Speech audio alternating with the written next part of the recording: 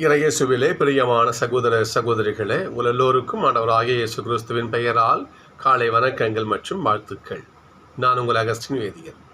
இன்று நவம்பர் மாதம் 14ஆம் தேதி 2025ஆம் ஆண்டு. ஆண்டவரின் மடியில் 5 நிமிடங்கள்.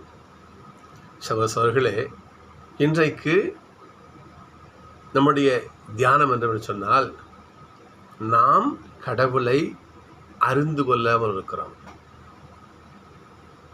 கடவுள் நம்ம கூடவே இருக்கிறார், நம்ம தெரிஞ்சிக்காமல் இருக்கிறோம். நாம் திருப்பாடல் 121, கடவுள் நீ உள்ளே போகும் பொழுதும் வரும் பொழுதும் இப்பொழுதும் எப்போதும் அவன் கூட இருக்கிறார்னு ஆண்டவர் பைபிள் சொல்லுகிறது. அவனுடைய வார்த்தை இதுதான். அது நான் உனக்கு முன்னும் பின்னும் இடப்புறமும் வலப்புறம் இருந்து அவனை காபந்து பண்ணுவேன். அவனுடைய வார்த்தை இது. நாம் என்ன பண்ணுறோம்? நமக்கு அண்டையில் இருக்கும் ஆண்டவர் நம்ம அறிய மறுக்கிறோம். அவர் படைத்த படைப்புகள் ஆண்டவர் தினமும் புகழ்ந்தேற்றிக்கிட்டே இருக்குது. நாம் என்ன பண்ணுறோம்? அதை அறிய மறுக்கிறோம். சின்ன நிகழ்ச்சி ஞாபகத்துக்கு வருது.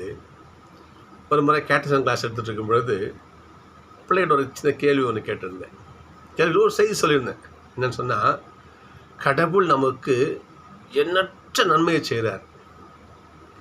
ஏதாவது ஒரு நன்மையை சொல்லி நீ என்ன பண்ண, ஏசப்பாவுக்கு தேங்க்ஸ் சொல்லுங்க அப்படின்னு சொன்னேன், நன்றி சொல்லுங்கன்னு சொன்னேன்.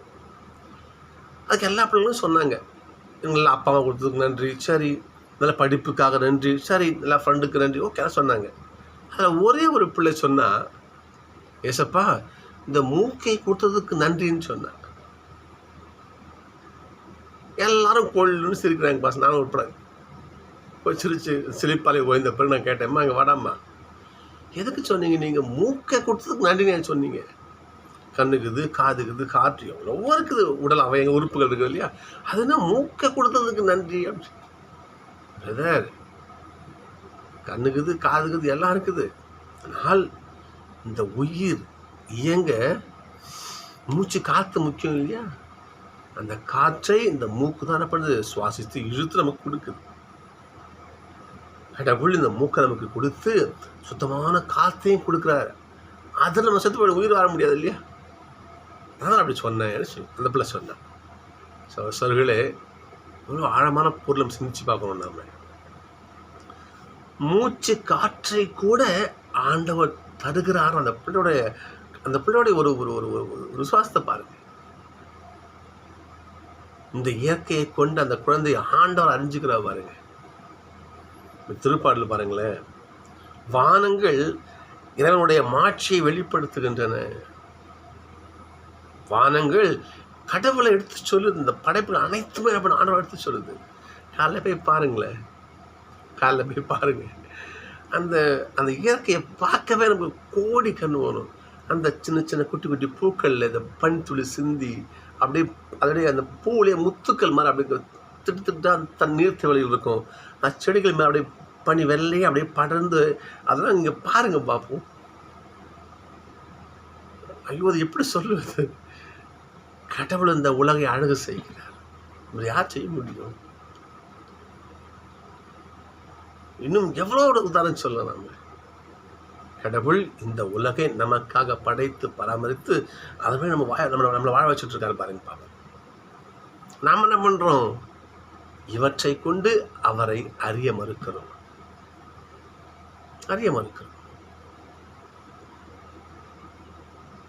இன்னொரு முக்கியமான செய்தி பாருங்க சகோதரர்களே. சினாய் மலையில் சில அடிவாரத்தில் இஸ்ரேல் மக்கள்லாம் பாலைவனம் இறங்கி இருக்கிறாங்க. மோசே மலை மேலே ஏறி போயிடுவார். ஏசப்பா ஆண்டவர் சந்திக்க, யாவே ஆண்டவர் சந்திக்க போயிடுவார். யாவே ஆண்டவர் சந்திக்க மோசே போயிட்ட பிறகு கீழே நடக்கிற கூத்தை நம்ம பார்க்கணும். ஒரு கண்ணுக்குட்டியை செஞ்சு அதுதான் சாமி எல்லாம் என்ன பண்ணுறாங்க, வணங்க ஆரம்பிக்கிறாங்க. நாம் நம்மை காபந்து பண்ண, நம்மோடு நம்மை வழிநடத்துக்கு நம்மளை ஆண்டரை விட்டுட்டு நம்ம என்ன பண்ணுறோம்? டைவர்ட் ஆகி வேறு வழியில் போய் பயணிச்சுட்டு இன்னும் நடக்குது. நம்ம இல்லைன்னு சொல்லவே முடியாது. இல்லை பிரதர், அப்படியா? இல்லை பிரதர், கிடையாது, நடக்குது. ரொம்ப அன்பேத்துக்கு போயிருந்தேன் நான். அப்போது ஒரு சகோதரன் அப்புறம் கருத்து பகிர்வுக்கும் இல்லையா, அந்த ஒரு சகோதரர் சொன்னாங்க, என் பிள்ளை உடம்பு சரியாமல் போச்சு, நான் இந்த கோயிலுக்கு கூட்டின்னு போயிட்டு மந்திரிச்சு ஒரு கயிறு இன்னுமா கட்டினேன், என் பிள்ளைக்கு சரியாக போச்சு என்று. கத்தோலிக்க சகோதரி அன்பியத்தில் சொல்கிறாங்க, ஆண்டவருக்கு வலிக்குமா இல்லையா? என் மகள் என்னிடத்துல வராமல் எங்கேயோ போகிறாளேன்னு சொல்லிட்டு ஆண்டவர் வலிக்குமா இல்லையா? கண்டிப்பாக வலிக்கும். எங்கே குறை இருக்கிறதோ அதை கடவுள் நிவர்த்தி செய்ய வல்ல ஞாபகம் வச்சுக்கணும். கானாவூரிலே குறை இருந்தது, ரசம் திருந்து போச்சு, ரசம் வழிந்துவிட செய்தார். அன்னை மரியாள் இந்த பால் காரசு பால் குடம் குறையாக இருந்துச்சுன்னு பார்த்தாங்க, அம்மா அதை வழிஞ்சோட செஞ்சாங்க. சரி, அந்தோணியார் பேய் தோத்திக்கிட்டு வரான், சிலுவை அடையாளம் விட்டு அந்த பேயை ஓட வைக்கிறாரு பாருங்க. கடவுள் வல்லமையோ நம்ம செயல்பட்டு இருக்காரு. நாம் என்ன பண்ணுறோம்? அவரை அறிந்து கொள்ள மறுக்கிறோம். நீ முதல் வாசகம் பாருங்க, மைய வாசகம் அதான் நீங்கள் பாருங்க பார்ப்போம். ஆண்டவரை இன்னும் மிக விரைவில் அறிய தவறியது ஏன் கடவுளை நீங்கள் தெரிஞ்சுக்க மாட்டேங்கிறீங்க?